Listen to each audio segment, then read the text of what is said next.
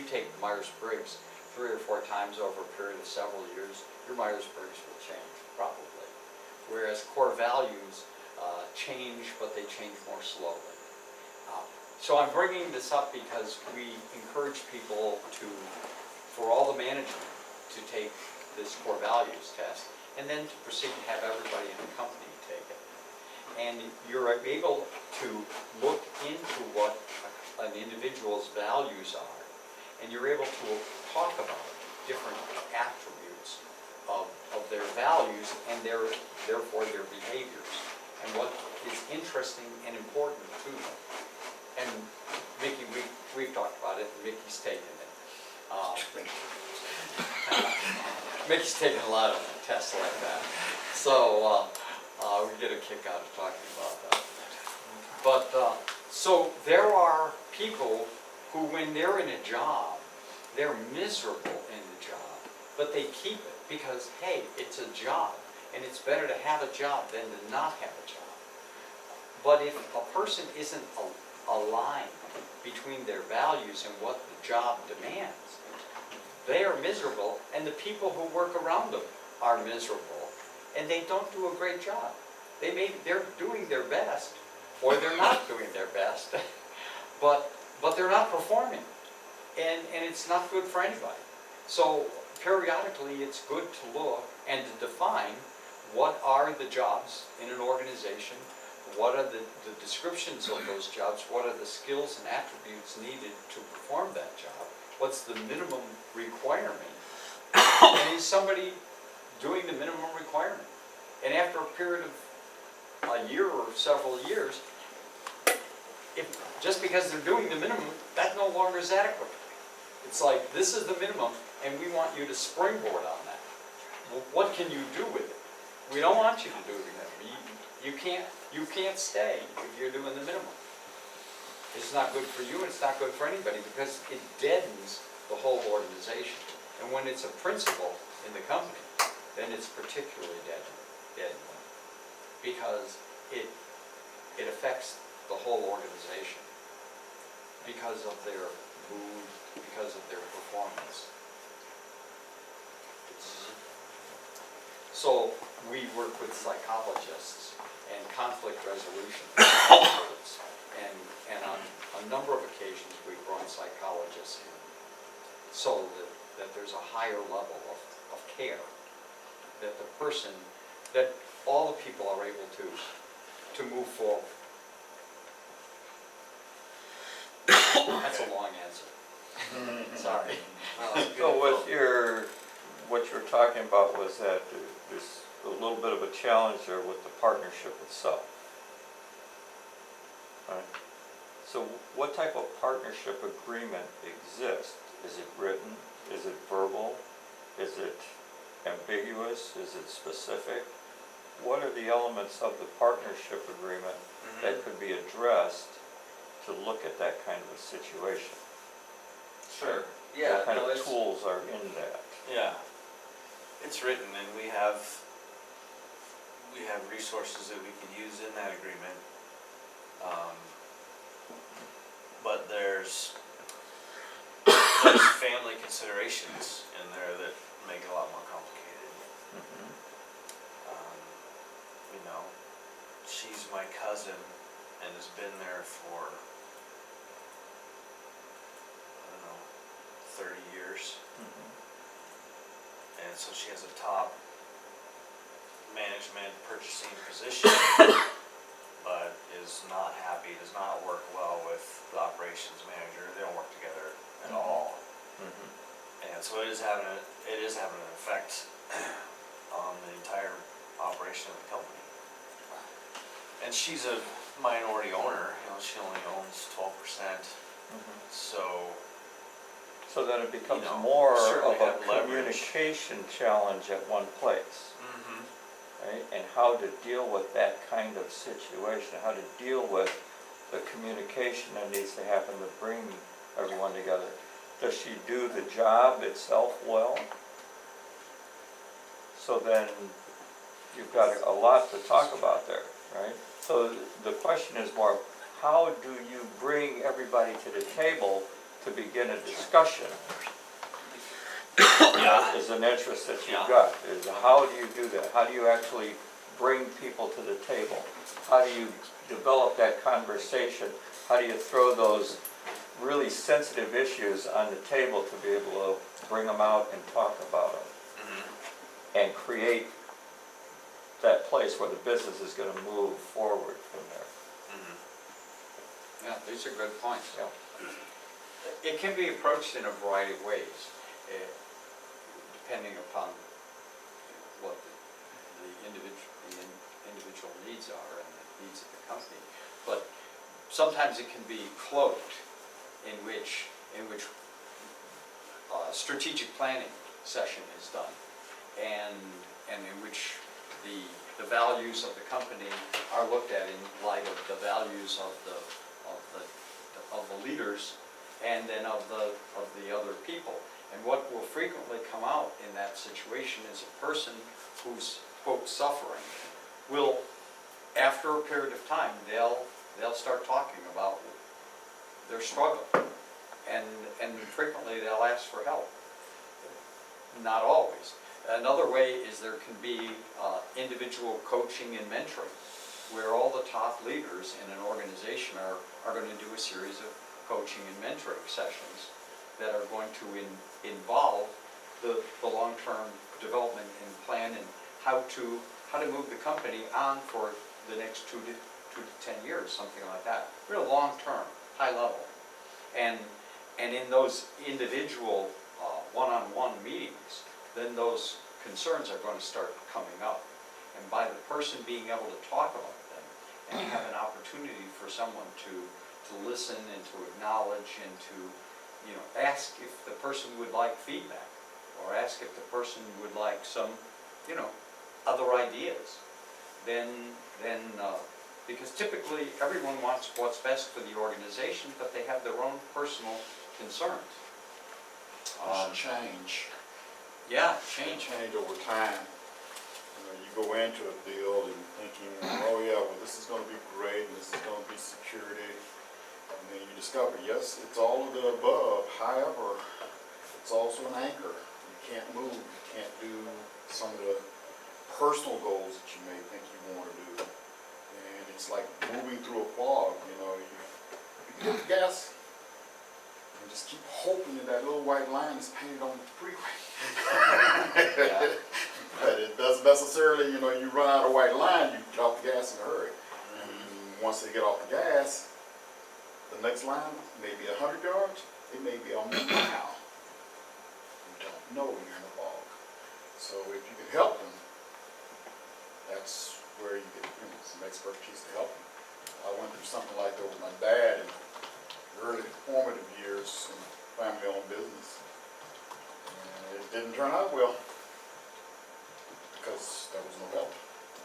Nobody could tell us, where's that next white line? Is that a turn? Too late to turn when you're sitting in the ditch. Right. In your own estimation, just staying with that one situation, what do you see presently as any kind of viable solution to it?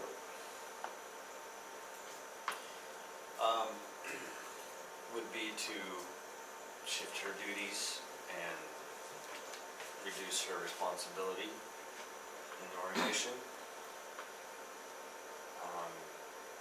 We could offer to buy her out, but I don't think the buyout would be it. Depending on how it was negotiated, the buy-sell agreement has a provision for 10 years, but we could certainly shorten that to give her more disposable income. But I don't know that, she couldn't live off of it. So in your own mind, in order to bring these options up, what would you think you need to do in order to cause that to happen right now? To bring those options to the table? Well, we've had discussions with management and including the operations manager, who the conflict is with, we've had discussions, 2 of us, 3 of us, 4 of us, we've had a series of discussions, and, so I guess the plan is now to make her realize the problems that she's causing, because she doesn't yet. She doesn't see them.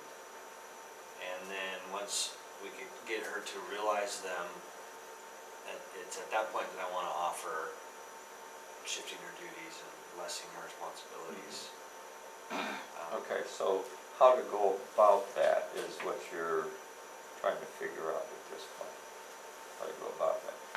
And Yeah, I have a plan. I'm not sure if it's the right one, but we're doing something, what we're doing is just pointing out to her on a daily basis the mistakes being made, the conflict being caused, until it becomes such a huge volume of these things being brought to her attention that she would no longer be able to deny it. okay, so let me ask you a question. With your operations, then do you have specific procedures outlined about how things are done, about the concept of how that operates, and then the specifics of what a person does and what's expected of particular elements of that job? Yeah, we have procedures written out, and that's an ongoing thing, but we have, we're continually develop those. So yeah, we have them in place. Okay. And is that process, that procedure, is that laid out in such a manner that she can pick that up and see exactly what needs to be done and follow that? Yes, the premise that we write procedures on is that someone should be able to walk off the street and do it. And is she involved in that process? Yes, she writes a lot of them. So then the procedures that she's writing then, are those accurate? They often need revisions, and we recently had a discussion about procedures, and she has her entire computer monitor framed in Post-it notes. And I suggested, that maybe she put some of those down in more procedures, and she said, well, procedure is just like a big Post-it note. So her point was, what's the difference? Okay, so then, her so heart's then they not aren't all there. Her heart's not in the procedures. Okay, so She that's does them because the I core asked of her it to. right there then, right? So now looking at how to develop that, because the procedures are the real core of it, because you really can't walk away from the business, and somebody can't just walk off the street and come in and do that then, without all of those Post-it notes. Well, no. Okay. So, yeah, that's Right. and that's So what taking we're, a look at that and saying, let's look at it in a little different way. Let's look at it as developing those procedures is got to take a little different concept. Take an example. McDonald's. Okay? McDonald's, what do? In that shop, a 16-year-old kid could come in one of those places and run the place because their procedures are documented and they're trained. They're trained to do that. So that whole element of developing that system requires not only just making the procedures and developing the procedures to work, but the training to do that as well. The whole system, right? A person buys a McDonald's and they go to Hamburger University. There's no doubt about it. They go into Hamburger University. Either that or they don't get a McDonald's, right? That's going to happen.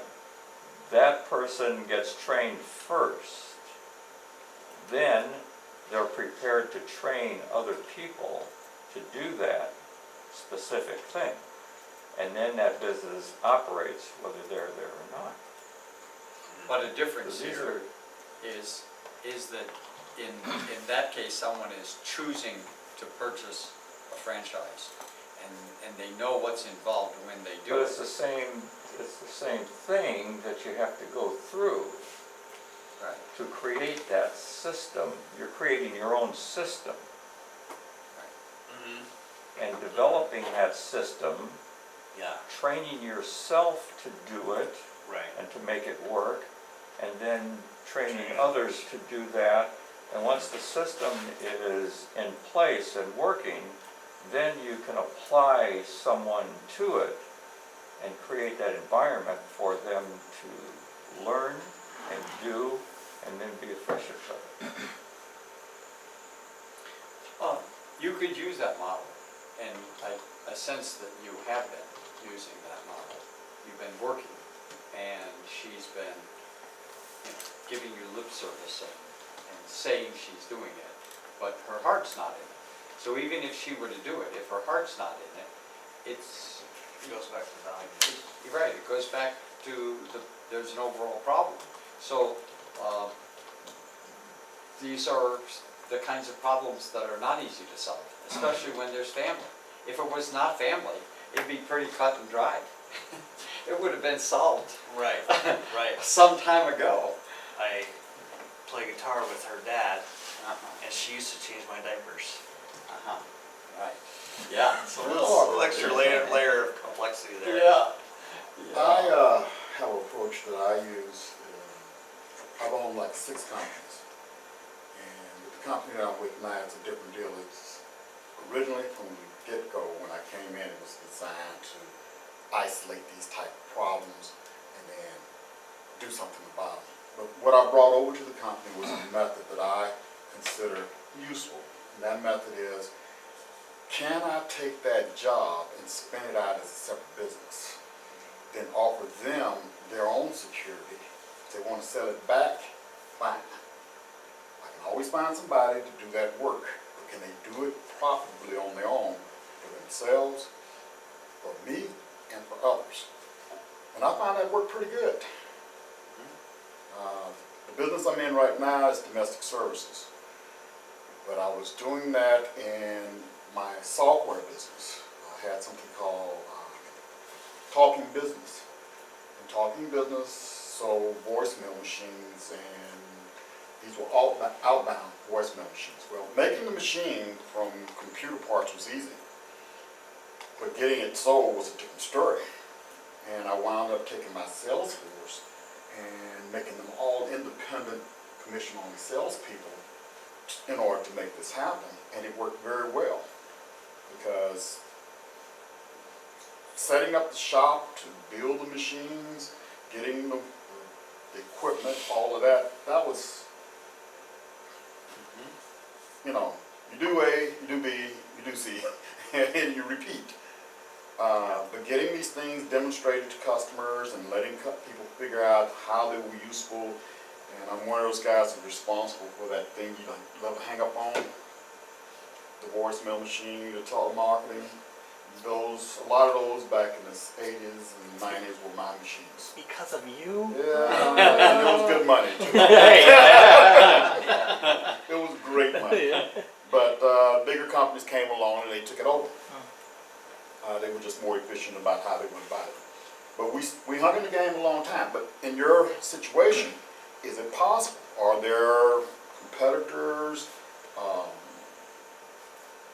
collaborators, others that she could do this job for and be profitable over the buyout type period of 10 years, that she would have security? Because, you know, I don't have a problem at all with putting your desk on the porch at all. You know, yeah, put you out there, and if you can't swim, when you come back, you'll have a different attitude.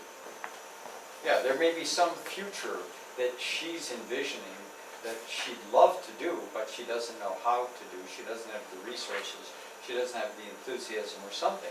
But maybe there's some way that you could support her in her achieving more fully what her dream is, and that would solve two problems. Because you don't want to just end it with her because of the family. So the question is a deeper one about what's really best for her. Because in getting her future, it's going to allow the company to move on with its future. And with the changes of technology now, it's a natural and easy explanation to say, hey, we're having to revise things. Because of X and Y and Z, we're going to reformat in certain ways, and it's going to change the way your job is, so I'm sorry, you're not going to be happy with it, because we've got to change it. But we don't want to, it depends on how you deliver it, of course. Mm-hmm. But these are the kinds of things that we can help with, and we can refer you to other people and help you with should you want or be interested in.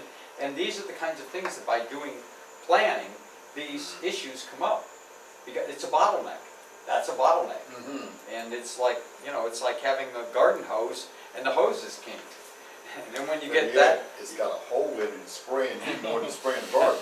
Right. so once you get that bottleneck solved, then there'll be some next bottleneck. Well, and then what is the next thing? And that's the process of us being administrators as opposed to a startup. There's three, big sections. There's the startup, there's the administration, and now what we're talking about here is, okay, how do you transition? How do you transition gracefully so that you don't crash and burn, or that you don't lose a lot of value? Because when you start up, you can start up and then it doesn't work, and you can start up again, and then you can start up again. Disney went bankrupt 7 times before he hit it. Well, and when we're administering, you can get secondary opinions, it's incremental growth, but when you go to the third phase, the transition phase, sometimes you're able to do it more than once, where you sell it to someone and then it doesn't work and you take it back, but you can take a big hit when you take it back. And sometimes you don't get a second chance. Sometimes it's too far. Too much of the title has moved over, and then they crash it, and you never get the final payment.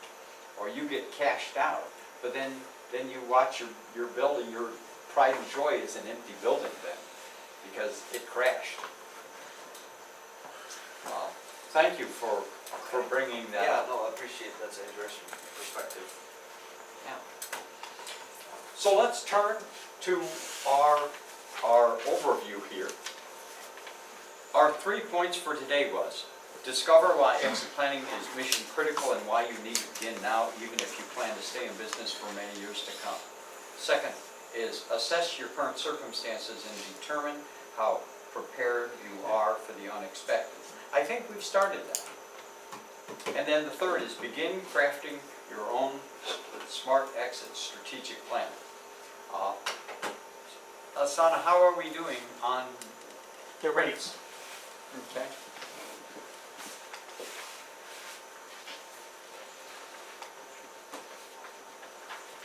So Mickey, here's a draft for you, and Rich, here's a draft for you. And this is something that is a start. You've got the fundamentals roughed out. And what we'd like to do is we'd like to invite you to continue with us over the next 4 weeks. On Thursdays, spend a couple of hours. Next week we're going to be talking about risk and estate planning, identifying the major risks you face now and in the future, incorporating risk factors into your strategic plan, and then learning about estate planning and how important it is to your exit plan. And we'll advance your exit plan with attention to risk and estate planning. And of course, we'll talk about other things too. We'll accept questions and discuss other issues.